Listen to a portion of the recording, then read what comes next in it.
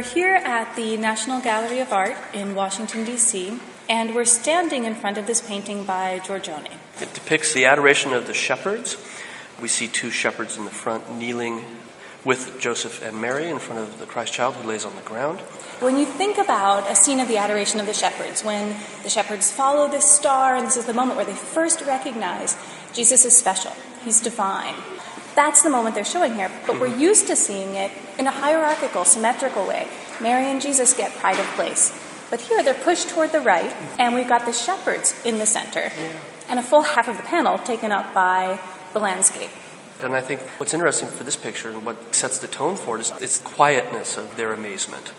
And their postures are so focused and so meditative. It makes you think of the people in the Renaissance in Venice who would have looked at this painting and mimicked that posture.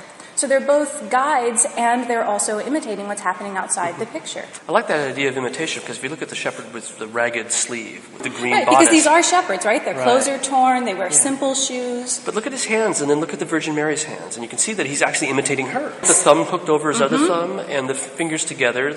So this idea of Venetians emulating the shepherds is in the same way the shepherds have emulated the Virgin Mary. And I think that makes that really a nice sort of parallel. And then we've got Joseph, who's a little bit off to the side. And that's important, because Joseph isn't Jesus' father.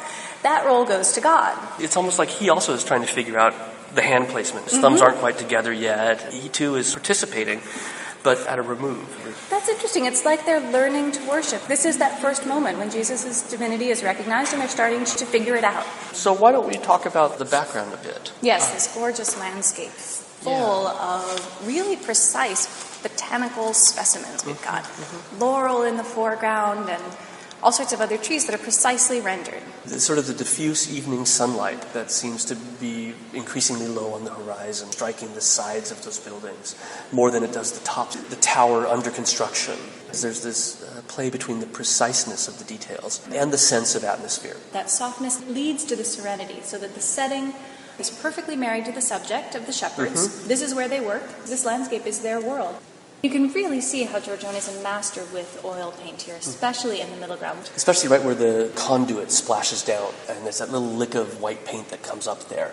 I think when we talk about the advantages of oil paint, one of them is color. And if we look at the central group, and we just start to look at these color harmonies, that green of the kneeling shepherd. Well, orange. or look at how the shepherd is in red and blue and white, and then Mary is in red and blue and white. So that's another place where we're seeing Giorgione carefully balancing this picture and creating this union between the holy people and the worshippers. I think the other place we can see it is that robe that Joseph is wearing, a spectacular robe that defies gravity. Yes, like a knife's edge curve. Yeah, but it's just absolutely amazing color, that orange. It shines. And it's actually a brand new pigment that was being developed and actually marketed by Venetian oil paint sellers.